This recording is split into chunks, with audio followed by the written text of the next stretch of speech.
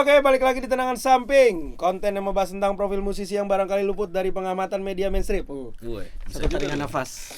Kali ini gue bareng teman lama, yaitu Wisnu Iksantama. Halo Bon, apa kabar? Dari Gelas Kaca. Reality GLAS, Club bukan GELAS. Hindia. Atai. Fish juga. Ya produser aja sih. Produser ya. Iya. Oke, ini di kediamannya Tama di Bilangan BSD ya. Yoi. Gue udah lama banget gak ketemu Tama, akhirnya Tama udah jadi sesuatu di skena Berak musik. anjing sesuatu. Tam, gue mau nanya-nanya sih Tam. Kenapa itu Bon? Karena dulu sebelumnya kan, sebelum jadi produser musik kan lo anak band kan. Oh ya jelas dong. Nah, band lu pertama seinget gue Student Head School ya. Kalau ditarik garisnya sebenarnya kalau lo mau dari zaman Student Head School tuh yang jadi band jalan karena main kan di luar. Ya. Jadi kalau dulu tuh sebelumnya ada band-band sekolah yang cuma latihan-latihan manggung di sekolah. Anak sekolah mana tuh? Gua tuh dulu di SMP 103 di Cijantung. Oh, Cijantung. Cijantung. Terus? Terus, nah itu gue bikin band tuh awalnya di situ ada beberapa lah namanya juga band bocah ya, gitu kan, ya itulah 2 bulan sosok bubar gitu-gitu ya, namanya masih labil banget. Cuma pertama kali manggung di luar sekolah itu justru sama Student Head School itu sendiri.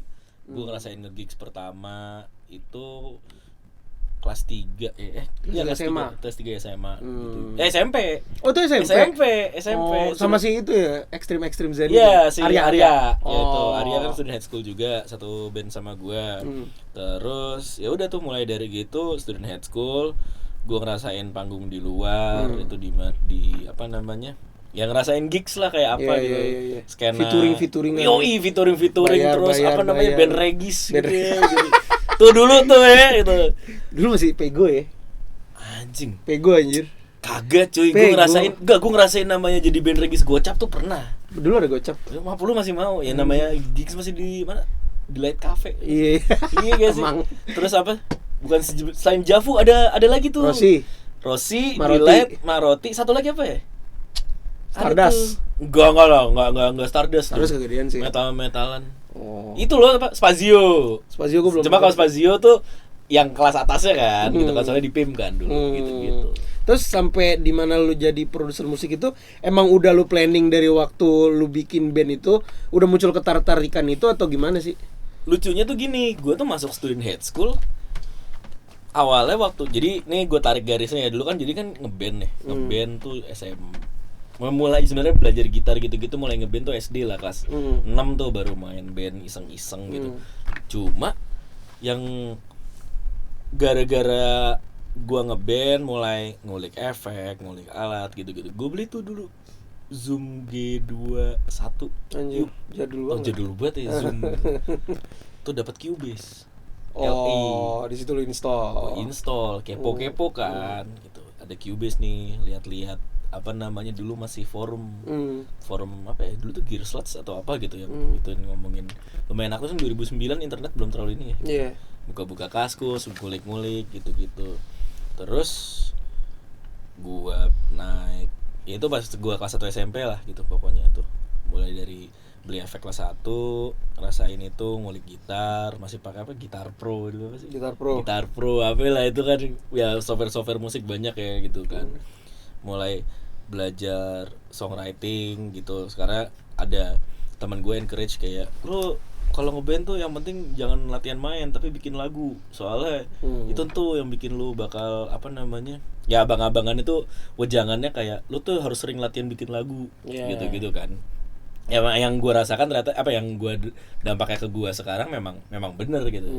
Ya lo kalau ngeband aja nggak bikin lagu ya udah gitu. Ya udah ya cover aja terus top gitu 40-an. Kan top 40 ya gue nggak menyalahkan mereka top 40-an karena juga menghasilkan juga dan bagus-bagus juga gitu kan, maksudnya kayak kalau Holy Wings. Cuman kan nggak ada yang dikenang dari sebuah band itu kan kalau nggak punya karya kan. Kalau gue mungkin karena lumayan suka top 40-an, gue bilang show-nya bisa engage, bisa seru gitu kalau mereka bikin covernya yang seru, atau akan maksudnya kebanyakan ya kayak gimmick panggungnya band-band cover gitu.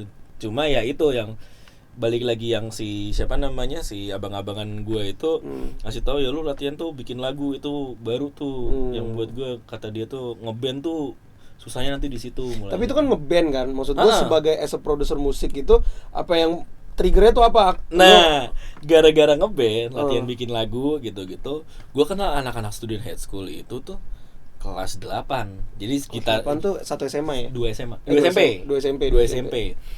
Jadi kan kelas 1 nggak terlalu main sama mereka-mereka ini. Kelas 2 main banget karena gue sekelas kan sama temen gue ini yang si anak student high school juga. Si siapa Tria dulu namanya. Kelas 8 terus mulai mereka yang tadi dia band punk, pada itu zaman itu kan SID banget gitu-gitu. Nah, si Tria nih mulai anak-anak pada dengerin Screamo, Alesana, terus kayak lokal heroes kayak Babla Blast, terus Killing Me Inside gitu-gitu. Tria mental, nggak cocok.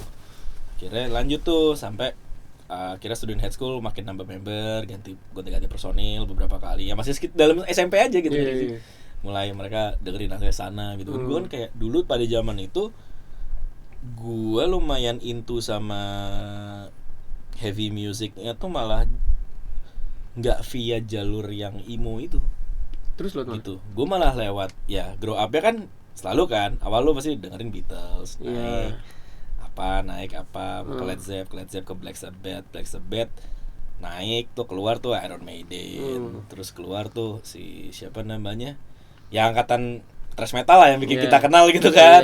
Emang ya Metallica keluar tuh, Anthrax, terus ini terus ya itulah banyak kan mulai. Nah gue intro sama heavy music tuh dari kubu yang ini, bukan via punk dan sama punk di sini lu benar-benar ngulik ya yang intinya gitu. Nah suatu ketika ini nih yang bikin lucunya gue jadi produser tuh, student high school mau recording di 59 studio tuh di belakang SMA gue, belakang SMP gue juga sih kan SMP gue sebelahan.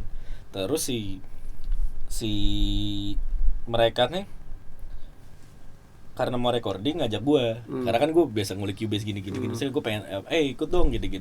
Ya udah, diajak sama si Dika vokalisnya. Ya udah, gue nontonin aja mereka recording. Kok ngisi gitar flat banget, gini. Gue kan tahun itu kan dengerin Iron Maiden gitu kan ya, gitar tuh harmoni, kasih lead sana sini. Yang main gitar itu kan ada lo ada yang suara satu suara dua lah gitu, diharmonize gitu. Nah mulai tuh, kok seru ya gitu loh. Jadi tuh mulai tuh sebenarnya dari situ. Jadi kayak kalau mau di lucunya, jadi pas zaman itu bisa dibilang secara nggak langsung gue udah nge-produce student high school, padahal gue belum masuk bandnya. Itu udah kepikiran buat jadi produser musik? Belum banget, tapi keluar ketertarikannya itu. Nah karena waktu zaman recording si OP-nya nih gitu, ya yang ngajarin gue juga tuh bilang, Tam lu kayaknya mendingan jadi produser deh, gitu. Soalnya lu kayaknya bisa gitu. Produser tuh apa bang? Iya yang lu lakukan tuh gini. Gue minta di produser tuh apa sih sebenarnya? Nah nih, karena kan banyak tuh produser yang punya duit apa segala macam. Itu eksekutif produser. Nah kalau dibedah, produser tuh ada 3 gitu jadinya di dalam dunia produsen. Produser. Udah.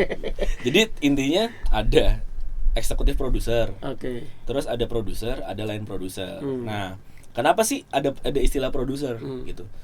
Jadi dulu itu back in the day, secara historisnya si band ini dikontrak sama label ini buat rekaman.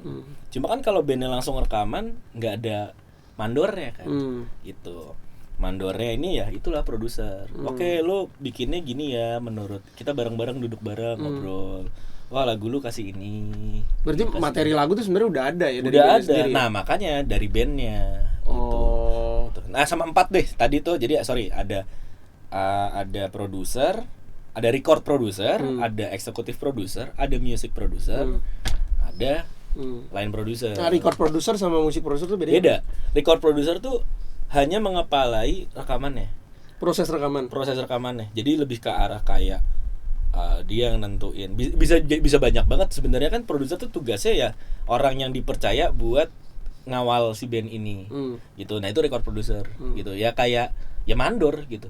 Nah record producer ini kalau ngerasa band misalnya bukan band, biasanya kan solois gitu, soloisnya kayak gue kasih musik produser kayak yang ini, jadi ntar ini nih yang bikinin musiknya si musik produsernya gitu. Karena dia yang kasarnya kendalinya itu jadi di musik produser ya, bukan di artisnya kan. Buat yang dia yang arrange, dia yang ngasih tambahin keyboard ini kali, tambahin ini kali. Nah, itu si musik produser tugasnya MD gitu. Music director juga gitu biasanya. Terus ada Kayak ada eksekutif produser tuh yang ngedanain. Investor. Ya bisa dibilang investor. Tapi biasanya kan kalau band itu kan dia punya budget sendiri kan. Katakanlah band baru mulai gitu. Iya, itu kan self funding jadinya. Lo kan nggak under label, jadi berarti nggak ada istilahnya eksekutif produser tuh kalau kalau kasusnya let's say misalnya gua kerja sama band A. Band A ini nggak punya duit yang cukup buat misalnya melakukan kegiatan rekaman. Minta dana sama si ini, nah ini eksekutif produser, tapi collab. Gitu. Secara ethics kan dikredit jadi ada ini sebagai eksekutif produser yang mengeluarkan uangnya buat terjadinya si album ini. Gitu. Berarti istilah-istilah produser gitu lu pelajarin di SAE ya? Apa emang sebelum lu mau masuk sebelum SAE? sih sebenarnya udah ada brief kan, soalnya kan kayak ya lu di wiki juga udah ada gitu. Di Wikipedia juga ada. Iya, gitu maksudnya ya itu briefnya tuh kayak nah, itu yang 2009 itu tuh lumayan tolak ukur gue buat menjadikan sesuatu apa ya motivasi dalam diri gue itu ya itu mulai kayak produser tuh apa sih, gue kepo kan buka wiki apaan sih nih gitu, tugasnya ngapain, key personnya siapa aja gitu 2009 gue 2010 nah pecahnya nih 2009 tuh sebenarnya akhir SMP gue lose my interest cuy. Lose my interest maksudnya? Lose my interest di dunia kutip persekolahan karena I think the music is the one that chosen me gitu. Bukan jadi kayak musik yang memilih gue, bukan gue yang memilih musik gitu, berasanya di gue ya. Lulus SMP ya? Nah waktu kelas 9 gue ngobrol sama bokap nyokap, nilai gue berantakan nih, kayaknya gue susah kalau ngambil sekolah yang formal gitu, karena kan nilai gue berantakan gara-gara gue cabut-cabutan ngeband kan. Itu sebenarnya gitu. Terus 2009 itu waktu sebelum UN gue ngobrol sama ortu gue mau ngambil sekolah menengah musik boleh nggak, SMK musik itu ada di Cikini, Percik. Perguruan Cikini. SMM namanya, sekolah menengah musik. Gue dulu mau masuk situ. Ya gue tes lah sebelum UN, keterima cuy. Aman dong, UN jalan, udah ngeband masih jalan kan, tetap wah gue seneng banget nih gue masuk SMM gitu. Kalau ditanya orang-orang kayak lo mau masuk mana SMA, enggak gue nggak mau SMA gitu, udah Bandung aja gitu kan. SMK iya SMK musik gitu, titik gitu kan gitu. Udah bold banget dulu suatu ketika. Nah lulus habis UN ya itu cuma ortu gue merasa goyah kayak apakah lu yakin di sini lu mau menentukan kehidupan lu di umur lu yang masih 15? Kenapa orang tuh selalu gitu? Iya sih, gitu. Enggak kenapa sih kalau lu tuh deh, lu yang ngalamin deh. Lah kan gue belum punya anak, lu gimana? Enggak ya, anak gua kecil gimana sih lu? Terus gue nggak tahu sih itu kenapa. Maksudnya kan ya pasti kan nomor satu kan insecurity kan, gitu kan, insecure dari si orang tuanya itu sendiri kayak apa gitu kan. Soalnya gue mungkin nggak tahu di waktu zaman itu bokap nyokap gue meternya apa gitu, kenapa gitu. Akhirnya nggak dibolehin cuy. Udah keluar duit pangkal, udah masuk. Wah SMA gue berantakan banget karena gue rumah dulu masih di Condet ya. 3 kan Setiabudi, studio latihan masih yang dekat, teman-teman band gue juga yang deket, anak-anaknya deket SMP gue kan, Cijantung. Nah alasannya kedua juga kenapa gue mau masukin 39 di urutan, jadi kalau gue nyangkut ya nggak mungkin lah gue masuk di 8 atau apa atau di 3, ini kan berat kan, kan nyangkut di 3 gitu. Tolol juga sih gue bilang, surreal juga sih buat gue di hari itu tuh. Terus ya udah berantakan, jadi gue pas balik cabut sekolah ke studio gitu. Akhirnya ya gue udah bener-bener nggak merasakan sekolah tuh kutip penting gitu, karena buat gue kayak ngapain gue belajar logaritma yang segitu menjelimetnya gitu-gitu. Gue mendingan ngulik gitu. Gue mendingan nulis lagu, gue mendingan ini. Terus kayak anjing kimia gini. Ya udah at least pada zaman itu gue mau survive, at least nilai gue nggak, ya gue bahasa gini, ya gimana caranya biar tetap naik gitu. Suatu ketika waktu di 3, gara-gara gue sering bolak-balik ke apa namanya, ke studio masih di Cijantung gitu. Gue ngobrol sama bokap gue gini. Gue mainin SIM. Karena kan dulu masih bawa motor nembak SIM. Enggak bawa SIM. Ya. Jagoan banget kan gue dari Condet bawa motor ke kan emang belum 17 tahun juga. Iya, belum 17 tahun juga. Nah, waktu itu gue buka gitu kan. Ya udah kamu kalau enggak pindah 39 aja biar dekat sama teman-teman kamu. Ya udah tahun kedua gue di 39. Oh, berarti setahun doang ya di 3. Setahun doang gue di 3 gitu. Tapi di situ emang larinya enggak jauh-jauh dari musik. Gue masuk di marching band tetap. Gue ambil ekskul karena gue dari SMP into banget sama marching band kan, dan apa namanya marching drumming tuh kayak apa gitu. Gue seinterest itu dari dulu gitu buat masuk ke marching band. Terus kelas berapa tuh berarti? kelas 2 gue lanjut di 39. Makin berantakan sekolah gue. Akhirnya? Ya karena kan jadi ngeband mulu. Udah ketemu teman-temannya Berarti semua. lo gak lulus di 39? Lulus. Ya tapi ranking gue jebot. Siswa Oh. sekelas 41 gue paling 40 apa 38 gitu gak sih ranking gue. Ya karena bener-bener gue udah nggak peduli sama sekali akan itu gitu. Sebenarnya kayak gini, kayak lo mau ngomongin nanya geografi sama gue gitu. Ya gue mungkin kalau ngomong iya tanahnya azimut apa gini-gini. Ya emang ngapain? Gitu. Mungkin akhirnya gue ngerasa juga, iya gitu. Gue ngerasa kayak nggak ngaruh juga gitu. Terus apa namanya? Apa istilahnya? Kan cuma kan gue ngambil akhirnya IPS kan. Karena waktu di itu juga bokap gue ngerasanya kayak kenapa sih nggak mau ambil IPA gitu. Ya emang tujuannya gue bilang gue ngapain balik lagi gitu. Terus mulai ke ya itulah zaman gue kelas 2 kelas 3 lulus tuh. Nah ini nih yang lucu, kelas 2 itu kan gue 2011 ya 2011 awal naik kelas 3 gitu. Pas ditanya zaman dulu lo mau masuk mana gitu kuliahnya gitu. Gue tuh udah pengen banget di kan zaman itu kan sering berjalannya waktu ya gitu ya. Gue makin suka sama dunia produce di balik sekolah gue karena gue cabut sekolah ke studio musik ngulik studio gitu. Bahkan ada 2 hari gue tuh dalam waktu sekolah gue cabut 2 hari nggak bilang ortu karena gue bantuin orang recording. Terus lu nggak pulang? Ya nggak, maksudnya pulang cuma gue tetap pakai seragam gitu. Nyampe sana gue ganti kan gak enak kan ketemu orang-orang gitu. Oh lu gini nggak sekolah lu iya gini iya izin gini wah enak banget lu izin ya gini berarti gue cabut bang gitu kan gitu. Emang karena seintu banget itu sama dunia recording dari dulu gitu. Nah gara-gara itu gue memupuk dalam diri gue apa nih yang bagus kalau gue ambil di jenjang berikutnya di buat kuliah gitu ya maksudnya. Nah pada tahun itu gue tuh inceran gue ada 2 gitu buat dunia production itu kan berarti kan lo ngambil engineering ya, audio engineering itu tuh ada 2 yang terkenal itu ada SAE itu sendiri sama si bukan Berkeley di US gitu. Atau ketiga gue ngambil MI Musician Institute tapi gue ngambil Guitar Craft bikin gitar jadi kayak production gitar iya jadi kayak gitu karena gue juga waktu zaman itu kan ngulik gitar. Kenapa sih harus bikin bridge kayak gini gitu kayunya kalau apa diganti kayak gimana ya YouTube gue tuh kayak gitu orang bikin gitar kalau enggak ya orang mixing kayak apa production kayak apa gitu synthesizer kayak apa gitu ya kan coba kan itu bahasanya jadi gue sekolah gue tuh buat gue yang itu yang gue malam-malam buka YouTube ngabisin kuota zaman dulu apa masih pakai Telkom apa sih itu Telkomnet instan bukan yang 4G itu yang pakai USB dongle modemnya iya kayak gitu tuh apa sih gue lupa ya flash smart. Flash iya flash apa gitu itu bokap gue suka marah-marah anjir beliin kuota gini abis mulu ya gue buat gue soalnya ya gue nggak bilang gitu maksudnya tuh gue nguliknya di situ dan sering zamannya itu gue kepikiran kan ada 3 sekolah itu ya MI Guitar Craft di US si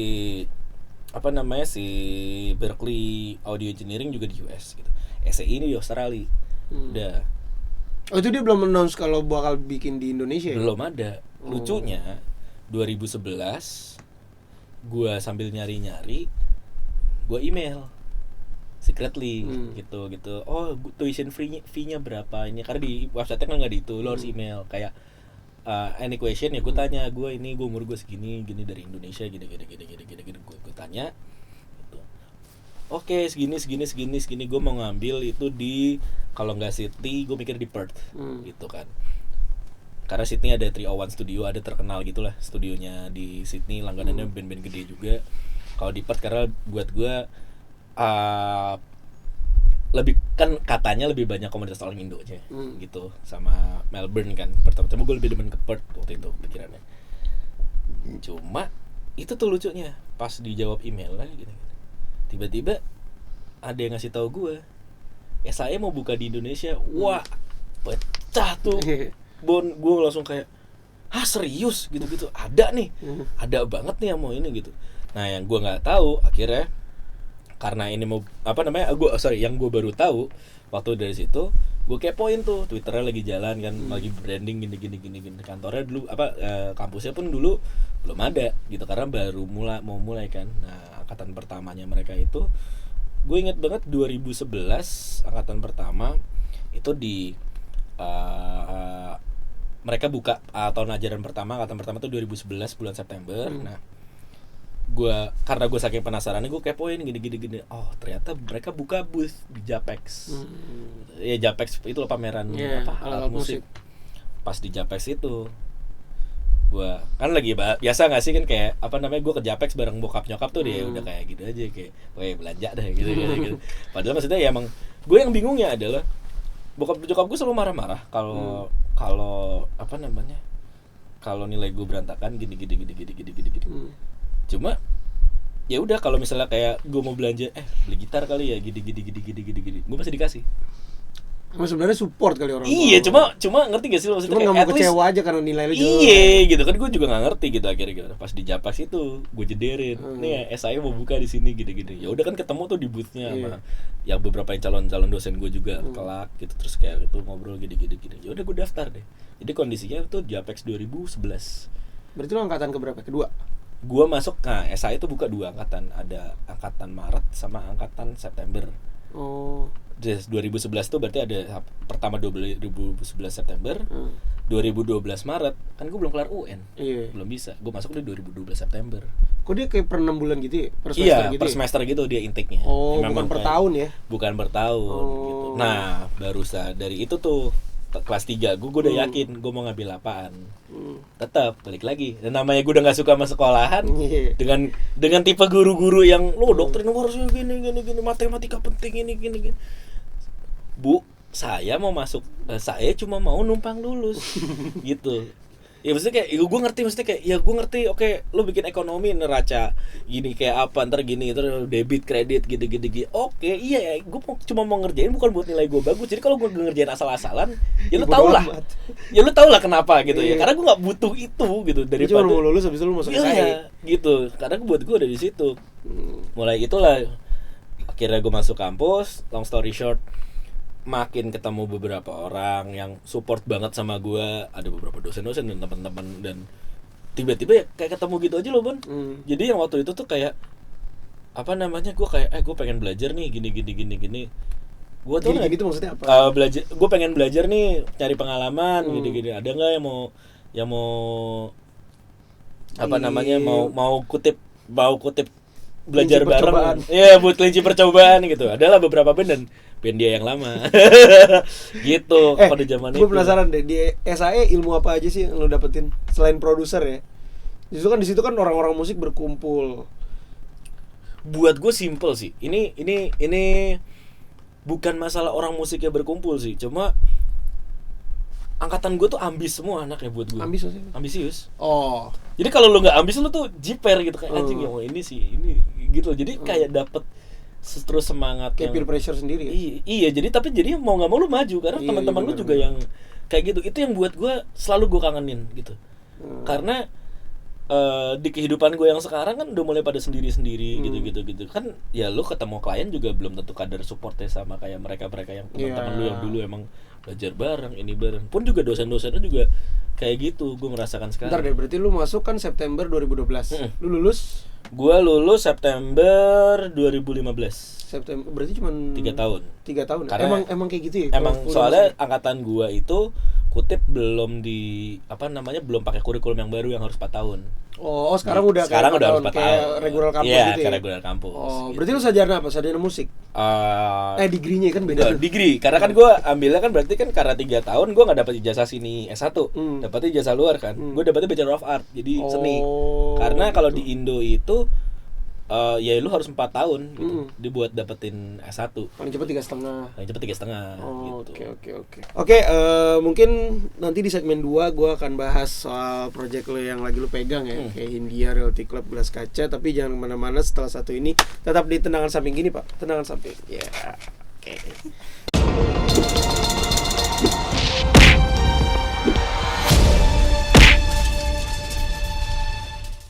Oke, balik lagi di Tendangan Samping bersama Wisnu Insantama. Ya.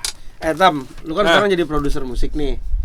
Awalnya. Atau siapa? Lu masih mau nggak sih ngerjain jadi produser musik tapi yang bukan kalau dibilang mainstream bukan mainstream sih sebenarnya. Kayak lebih ke underground kayak gitu masih mau ngerjain nggak sih lu? Masih aja. Sekarang yang lu pegang kan gede-gede nih.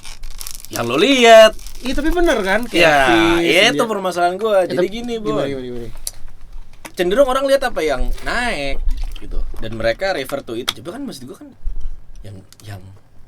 yang belum naik juga banyak gitu. Gue masih ngerjain band metal, Holy Killers gitu. Itu kayak metalcore, ya melodic death gitu. Terus ada Radikal Ideologi, rock gitu. Terus yang exposure-nya bukan senasional tuh siapa ya? Mungkin sebenarnya banyak sih kalau mau mau diurutin. Ada juga kayak Sinochrist, itu technical death metal. Gue nggak tahu. Ya karena gue dan sebenarnya masih metal at heart aja gitu. Oke. Terus gue lagi masih ngerjain nih produksiannya. Gue punya band sama beberapa teman gue itu bikin deathcore, tapi nggak gimana ya kasarnya, bukan deathcore yang serem atau yang gimana gitu. Cuma gue demennya kayak ngambilnya doom ketemu hardcore, doom metal ketemu hardcore, jadi down. Nama bandnya apa?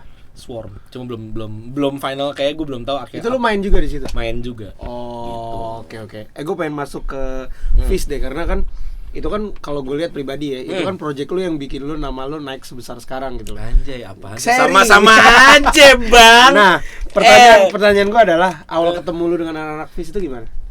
Sampai lu dipilih jadi produser mereka di album ketemu itu 2014. Setelah lu lulus ya berarti?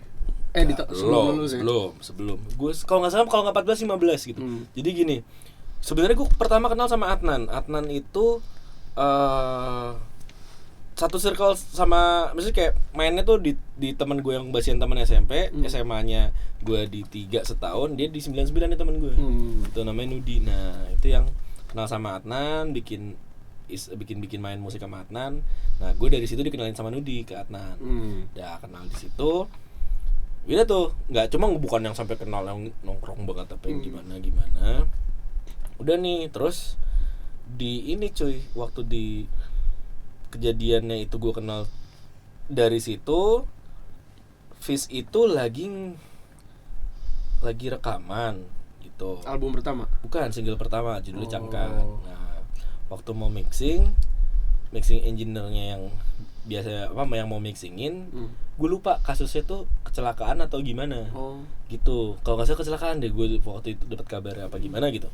Kira ini dah ke gue dioper projectnya gitu, karena Adnan kenal sama gue kan, udah sama Tama aja gitu. Nah di situ tuh baru nongkrong lagi sama dia, terus baru ya tadi cuma ketemu kalau pensi gitu doang, cuma kayak tahu muka, gitu doang. Terus mulai bonding dari situ sama anak-anak, kerjain proyek single pertamanya mereka, ya di situlah mulai kenal sampai ininya. Terus ya udah, ya snowballing sampai sekarang aja. Berarti album 1 sampai yang EP-nya mereka itu lu juga yang ngerjain? Masih gue. Jadi ya justru buat gue pertama kali bangun ini nih, belakang nih ya bisa dikatakan 1/5 tuh ada modal Fizz juga. Jadi karena gue mau ngerjain itu, gue dealing sama mereka gitu. Ya udah, gue charge mereka sekian, gini. Udah profesional lo ya di situ. Udah mulai profesional dari situ. Berarti lu di situ apa, record producer atau lebih ke record producer, karena gue bukan tipe yang sampai nge-MD-in gue bikinin musiknya mereka banget. Berarti pas proses rekaman lu nggak ikut ya? Loh, ikut dong. Tapi kan ngerjainnya di sini. Gue engineer. Oh, lo yang engineer. Gue engineernya juga. Mixingnya di sini. Oh, gitu. Oke. Input apa sih yang lu kasih ke mereka waktu bikin album 1 sampai sekarang? Kalau mungkin gini, secara sonic jelas, secara audionya ya gitu. Kayak misalnya gue bilang kayak ke anak-anak gitu, ke gitarisnya Diki Amatan gitu, Dik, Nan kayak gitarnya gede, pakai soundnya gini gitu. Terus nah itulah kenapa buat gue katanya meternya tuh sih produser, karena cenderung anak band itu ngelihat fragment kecilnya per instrumen. Maksudnya? Jadi gini, misalnya lu gitaris, band lu, let's say kan band lu bertiga nih, gitar, bass vokal ya, sama drum. Gitar vokal. Gitar vokal. Oh, nggak ada basis ya? Ada. Lu iya gitar vokal, bass sama drum, gitu. Nah yang drummer perhatiin pasti drumnya doang. tone drumnya pengen kayak apa. Manusiawi sih. Iya, paham kan? Karena itu ranah masing-masing. Ranah kan? masing-masing. Cuma ada satu kemungkinan kayak bisa jadi yang terbaik bukan karakter gitar yang kayak gini buat nemenin drumnya dia. Itu sih yang susah. Gitu, makanya biasanya kutip butuh diproduce. Oh. Makanya istilahnya dimandorin. Nah, gitu kan jadi mandor gitu. Iya. Itu input ya. Jadinya lebih banyaknya tuh jadi kasarnya input sama ngasih kotak di bandnya. Nyet, ini udah keluar konsep. Ini udah keluar garis. Nggak bisa lu kebanyakan BM nih. Gitu. Oke. Kan selain bukan selain ya, malah sebelum gua mengenal lu sebagai produser musik, gua kenal lu sebenarnya sebagai soundman panggung. Iya. Nah, itu emang berjalan beriringan atau emang masa soundman panggung dulu sih? Serius gua kenal lu soundman panggung dulu. Kapan, Bos? Waktu Hammer Sonic. Lah kan tapi kan kita udah rekaman dulu baru gue jadi ngesonin panggung lu. Nah itu gue belum memandang lu sebagai produser. Oke, paham. Paradigma gue adalah produser, lu benar-benar kerjain satu project Iya. Nah sebagai soundman itu emang lo sambil belajar nge-sound set panggung atau emang istilahnya kayak batu loncatan sih? Nah buat gue gini, ya namanya umur segitu ya masih belum tahu kan mana yang suits you the best gitu. Apakah lu nge-sound panggung juga, apakah lu di studio doang, atau lu bisa main audio post gitu-gitu. Iya. Itu kan ya kayak ya audio kan pasti jobnya gitu kan sih. Gitu. Yang mainnya tuh 3 itu, antara lu audio post atau kalau nggak audio post lu live sound engineer ya. Kalau nggak ya musik studioan. Tapi lebih into yang mana gitu. Nah, kondisinya gini. Kenapa gua kadang-kadang ngambil panggungan juga? Ya mungkin gue udah kenal musiknya gimana, Fish kayak apa, gitu kan. Berarti lu jarang ngambil panggungan yang istilahnya lu band baru kenal. Jarang. Tapi nggak menutup kemungkinan ya kalau misalnya memang anak-anak butuh dia terus kayak gini, ya udah ayo gitu. Karena sebenarnya buat gue,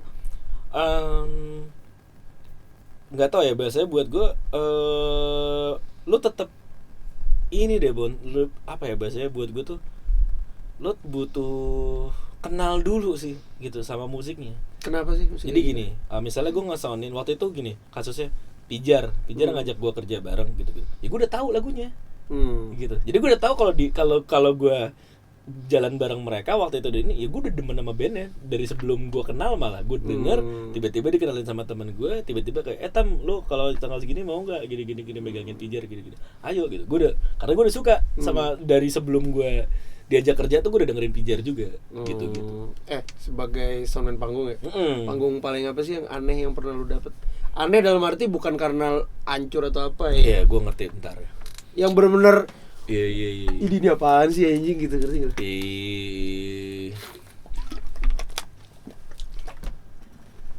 Nggak ada. Ngeson. Gue nggak pernah nganggap semuanya aneh sih, semuanya seru soalnya buat gue tuh kayak challenge-nya pasti beda-beda sih. Mungkin kalau mau ditarik those days tuh gue belajar nge-sound panggung tuh kan bareng si bandnya Arya itu tuh, yang setelah cabut dari Stone Headful dia bikin Lost Another ya, yang death metal tuh gue ketemu panggung di panggung gigs gitu, di apa namanya di Depok. Itu Ramanda ya kalau nggak salah, namanya Ramanda itu kalau nggak salah tuh sering buat gigs di Depok. Nah di situ tuh itu tuh gue ketemu pertama kali. Ini panggung cuy, panggungnya penontonnya kan di sini. Ini panggungnya anak bandnya di sini, mixernya di sini tapi ngadepnya ke sini. Gue ngintip dong. Tapi jadi seru gitu ya, buat pengalaman aja. Gitu. Jadi buat gue kayak gue udah nganggep apa yang aneh, apa yang gimana, kayak buat gue apa ya, buat gue enjoy the process lah gitu maksudnya. Lu ya justru. Tapi lu pernah ini gak sih? Apa itu? Hancur ngeramu sound pas lagi live? Pernah. Pas kapan? Gua itu hancur banget, lucunya tuh gigs pertamanya Gelas Kaca. Hah? Ya. Serius? Jadi gini ceritanya, gigs pertamanya Gelas Kaca itu enggak gigs pertama apa enggak? Gue pertama kerja bareng deh sama Gelas Kaca. Gue masih belum di bandnya. Itu main di acaranya UI namanya James, itu ada di Gansi.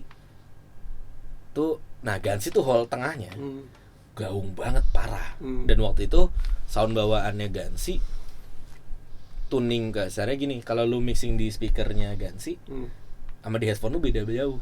Cuma kan segitarisnya yang teman gue nih minta direkamin.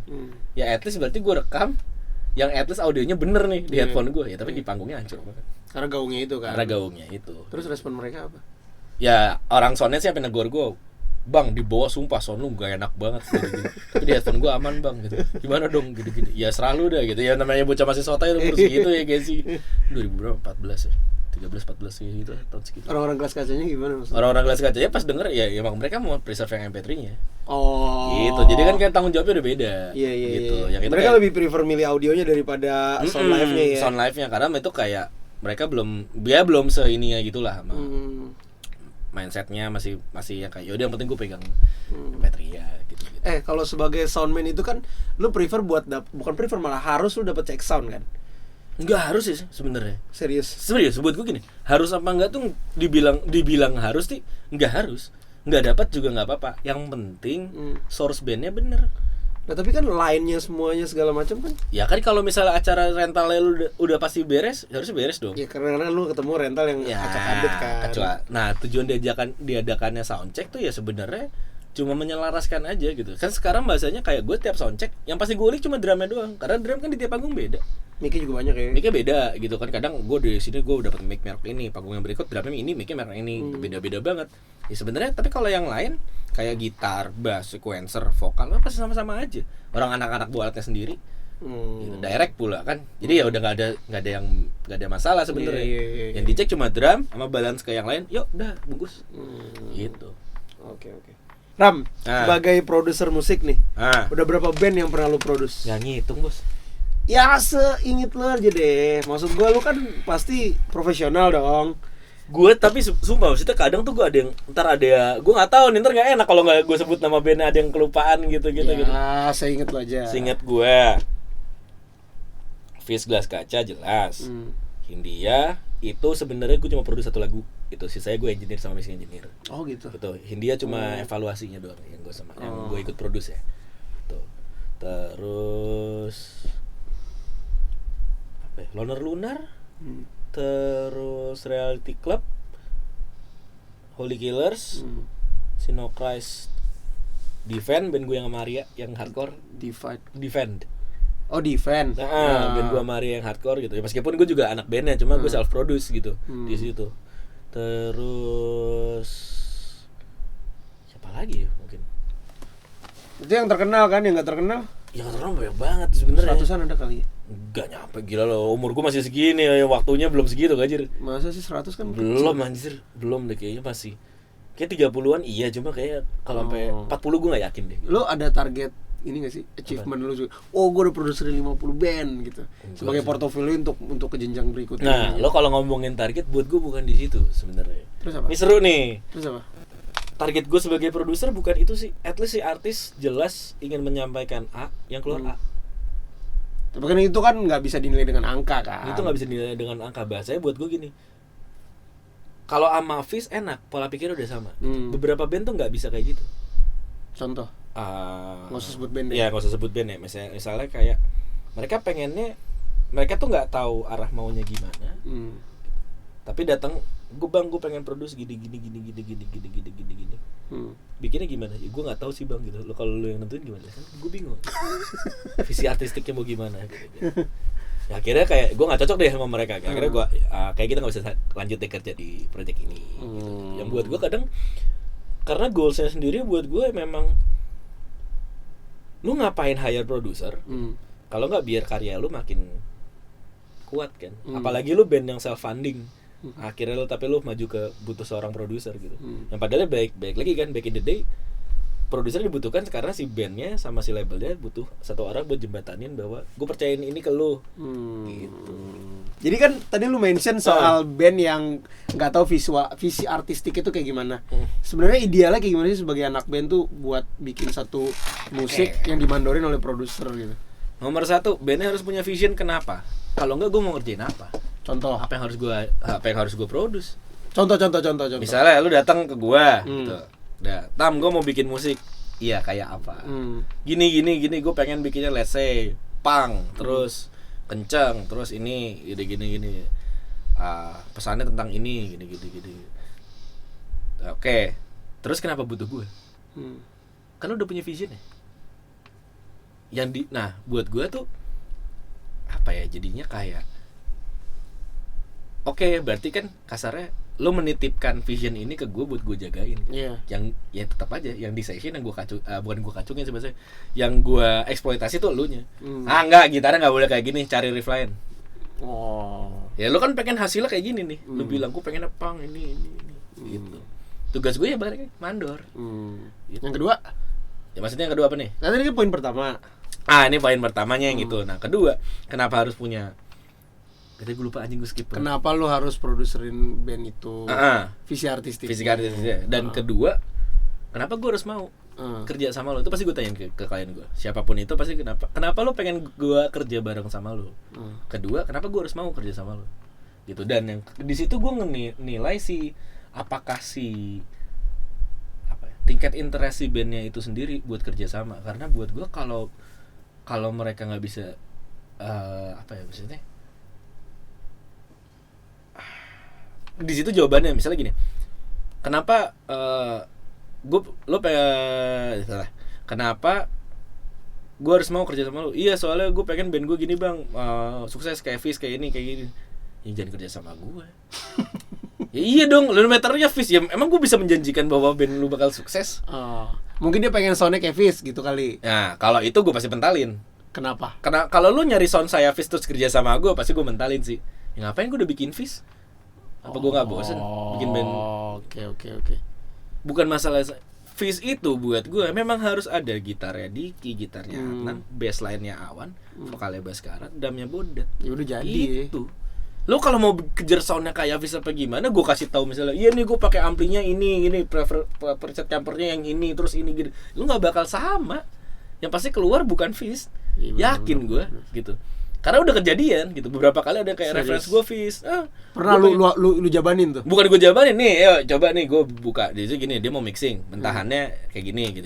Pengen hasilnya kayak Fish, nggak bakal bisa, gue udah bilang. Nggak kekejar dari sisi teknis atau apa? Dari sisi produksi dan visionnya beda. Fish itu bukan, mereka tuh nggak, jujur deh, buat gue Fish itu nggak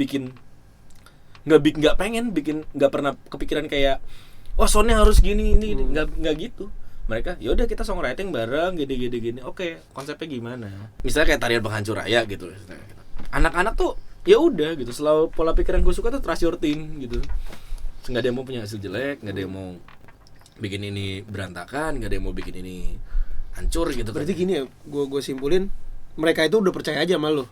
Dan gue juga percaya sama mereka. Kasarnya jadi kayak pas lu mereka sebagai sound inputnya kan, mainnya kan. Iya. Tapi kalau jadinya kayak apa, dia udah percaya sama lu dong. Percaya? Enggak, kita semua saling percaya aja. Gue nggak bisa bilang percaya sama gue apa gimana gitu. Itu saling percaya aja. Gue percaya kayak maksudnya kayak oke, bikinnya kayak gini. Satu tim, itu tim kerja yang buat gue alhamdulillah banget sih. Workshopnya berapa lama sih biasanya kalau bikin satu lagu? Tau nggak, cuma sehari? Serius. Songwritingnya maksudnya lyrical itu yang banyak revisi biasanya. Jadi kayak bass tuh kalau bikin lirik ada beberapa lagu yang bisa 1 hari langsung jadi dalam waktu setengah jam, tiba-tiba ajaib aja bisa langsung jadi. Ada yang butuh berapa tuh, dia cerita ada 1 lagu tuh hampir setahun kalau nggak salah. Iya, songwritingnya. Akhirnya baru itu tuh si Padi Milik Rakyat itu beberapa tahun gitu dia pikirin, dia ditahan terus sampai final liriknya pakai yang gimana gitu. Oke. Tadi kan lu sounding soal band yang datang ke lo pengen sound kayak Fish. Nah, gue mau bicara tentang Reality Club yang mirip banget sama Arctic Monkey kan. Apa mereka datang ke lo dengan visi yang seperti itu? Ini seru nih, seru banget nih. Seru. Wah, ini seru banget. TV kan seru. Emang gue dengerin AM? Kagak. Dengerin. Guanya kagak. Serius? Lo? Gua kagak. Serius. Tapi kenapa jadinya kayak gitu? Nah, gue nggak tahu tuh. Makanya banyak orang bilang gini. Gini buat gue, Faiz suka banget idolizing si Alex Turner memang. Gitu. Ibarat kata kalau buat gue mungkin sama kayak Baskara sama Bleachers. Dia sedoyan itu Baskara sama Bon Iver gitu, yang wah ini gila nih orang gitu. Mungkin dari situ let's say lah bahasanya kayak kayak mungkin kalau bisa dibilang gue suka banget pada zamannya, gue suka banget sama Muhammad Suishmes-nya Necrophagist gitu. Ya riff gue ya jadinya yang model-model kayak gitu. Mungkin itu yang membangun si Reality Club agak terdengarnya seperti itu, karena mungkin si Faiz sendiri punya apa ya, buat gue ya sangat mengidolakan si Alex Turner. Cuma gue bilang gitu, secara riff juga gaharan AM gitu. Iya, tapi kan orang nganggapnya miripnya itu kan gitu. sebenarnya. Mungkin buat gue nomor satu yang berasa mirip tarikan vokal. Gitu. Tapi itu buat gue sama kayak kasusnya let's say lah si siapa ya? Ya banyak lah, maksudnya lo bilang kayak banyak lah band-band rock di dunia di luar sana yang pengen terdengar seperti Led Zeppelin gitu. Yang wah gue doyan banget Led Zeppelin nih gitu. Wah Robert Plant tuh memang vokal. Jadi lo namanya ya itunya yang keluar gitu. Tapi buat gue tuh mungkin kalau vokalnya nggak kayak gitu kayaknya enggak deh. Tapi buat gue kalau ya buat gue sih gini, tipe kayak ketika karya udah jadi, udah rilis, udah bukan di gue kendalinya. Udah bukan di gue, udah bukan di Reality Club. Maksudnya gimana tuh? Kendali apa? Kendali persepsinya. Ya persepsinya. Justru buat gue itu yang bikin karya menarik. Iya sih, Lu bisa beda-beda ya. Ya, lu misalnya gini, latar belakang gue sama lu beda. Gue dikasih denger lagu bandnya Rama gitu misalnya Primata gitu. Yang gue perhatiin sama yang lu perhatiin pasti beda. Gitu. Mungkin gue akan denger kayak wah songwritingnya seru nih gitu. Mungkin lu bilang kayak anjing sound gitar keren banget. Tiap orang kan punya preference apa ya buat gue punya perceiving yang beda-beda gitu. Mungkin feels the same sama AM ya nggak apa-apa. Mungkin kalau orang bilang gitu gue nggak ada masalah gitu. Karena buat gue at least bandnya pas gue mix gini suka udah cukup bungkus udah salaman bayar selamatan udah transfer terima ya udah jalan deh. Nggak juga cicilan kan belum bos. Gimana bos, makanya lu bilang gue sukses belum, cicilan gue belum lunas. Ya jangan gitu dong, sukses itu kan banyak variabel. Iya. Oke, jangan kemana-mana. Habis ini gue mau wawancarain lu soal pribadi sih. Falsafah hidup ya kan? Anjas. Kalau tadi kan background, terus kontribusi lu dalam beberapa band. Profesionalnya kayak lebih apa? ke heart to heart talk. Anjing. Oke, jangan kemana-mana, tetap di Tendangan Samping.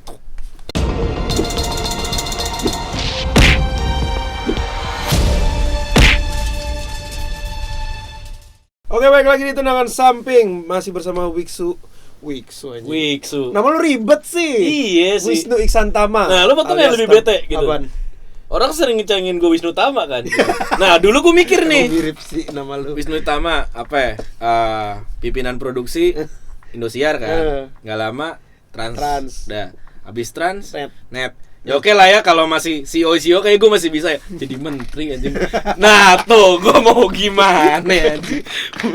Aminin dong. Udah amin. Cuma kayak kalau menteri gue bingung sih. Gue mau masuk segmen 3 nih. Nah kenapa itu? Di Gelas Kaca kan lo jadi pemain bass tetap ya. Nah awalnya lu bisa masuk ke Gelas Kaca itu gimana? Awal masuknya sih mungkin kalau long story short setelah gue kenal dari anak-anak dari lama banget juga pas zaman itu. Ya mulai apa ya gua ngesoundin mereka gimana gitu terus akhirnya ya udah kayak nyambung aja gitu dan kerasa kayak gue udah sering semanggung sebagai additional sama mereka gitu ya udah ya emang bukan kayak wah ini gue karena deket gue harus bisa menjadi bagian dari mereka gitu. Enggak yang segitunya sih, cuma gue ngerasa kayak visionnya udah sama gitu loh, secara musikal secara ini gue pengen bikin ini bikin itu ya udah gitu. Karena buat gue Gelas Kaca sendiri itu unitnya kompleks. Dia tiga-tiganya produser bro. Hah? Lihat, dia produser, gue produser, Rehan produser. Gitu. Ya itu gimana kalau soal recording? Wah seru sekali bro. Karena kan tiga-tiganya produser tuh. Seru sekali. Masih gontok-gontokan tuh. Kata siapa kebalik? Serius? Iya. Jadi serunya tuh kayak bukan gontok-gontokan yang kayak gitu, tapi karena semua udah punya sensingnya, jadi enak. Seru sekali jadi kayak ego produser kan ada dong kayak gue tahu lagu ini bakal jadi kayak gini enaknya. Iya gini, gitu masalah. Cuma buat gue apa ya buat gue perceivingnya udah bisa di posisi yang kayak masing-masingnya enak gitu ya. Buat gue jadi kasarnya kayak gue nggak bakal gangguin gitarnya Rehan kayak apa gitu. Baseline gue nyari yang malah gue gimana biar nemenin gitarnya dia gitu. Oke, pattern vokalnya kayak apa? Oh, dia ngambilnya gini. Oh, berarti kalau gue programming drums yang nggak gangguin beat vokalnya dia kayak gimana gitu. Ya emang karena udah biasa kerja bareng juga dari dulu. Gue pengen nanya dah. Udah tahu deh. Iya. Enggak, soal band yang soundman-nya ganti-ganti. Menurut lu tuh gimana sih? Soundman-nya ganti-ganti gimana? Jadi misalnya di panggung ini dia pakai ini, di panggung ini dia pakai ini, di panggung ini. Ya nggak apa-apa lah. Nah, tapi kan ada beberapa soundman yang kayak lo misalnya gue mau kalau misalnya gue kenal sama si playernya, gue dengerin kayak gini. Tapi kan kalau notabene kalau soundman ganti-ganti itu kan kayak misalnya lu punya preset yang satu, soundman yang satu lagi punya preset yang satu lagi. Nah itu menurut lu kayak gimana? Bagus lah. Gak bakal bosen tiap panggung. Serius? Iya. Lah kalau buat gue gini deh, nomor 1 soundman ganti-ganti. Iya kalau tanggalannya aman. Lah kalau nggak aman tanggalannya? Nggak, bukan soal itu, maksud gue kayak visi soundman kan beda-beda kan. Iya. Nah makanya kasih punya band inputnya yang bagus dulu. Jadi kalau bunyi gitar udah mantep, bunyi bass udah mantep, bunyi drumnya udah mantep, ya soundman-nya nggak bakal ngerubah banyak. Paling nanti beda balance vokal, efek-efek, reverb sama delay, mainnya gimana, gitu. Cara naro instrumennya kayak apa. Tapi buat gue itu yang jadi seru. Gitu. Kadang gini maksudnya gue nonton Rosa gitu ya. Waktu itu sekali sama soundman A, terus sekali kedua sama soundman B, sekali ketiga sama-sama aja. Oke Tam, lu kan abis tur Hindia nih. Yoi. Nah sebenarnya lomba sihir itu apa sih? Lomba sihir itu backing bandnya Hindia. Backing bandnya. Jadi ya tim-tim musisi-musisi yang bantuin Hindia. Itu ada gua, ada Rehan, ada Tristan, ada Enrico. Lu main apa di situ? Gua bass terutama, cuma divisionnya bass sama jagain sequencer. Cuma bassnya tuh gua pakai ada synthesizer bass sama bass gitar. Kenapa sih harus ada lomba sihir? Nah, itu emang bener-bener kayak anak-anak lagi tolol-tololan aja. Emang nama bandnya apa nih? Soalnya kan kayak Afgan punya And the Gandarians gitu. Apa sih kalau istilahnya tuh And the Tutis ya? Apa gue kalau nggak salah namanya itu gitu atau apa gitu gue lupa nama. Nah terus Glenn punya Bakut Cakar. Nggak tahu. Itu ada. Ya cuma sebenarnya gitu aja gitu. Buat biar ada namanya aja, iseng aja gitu.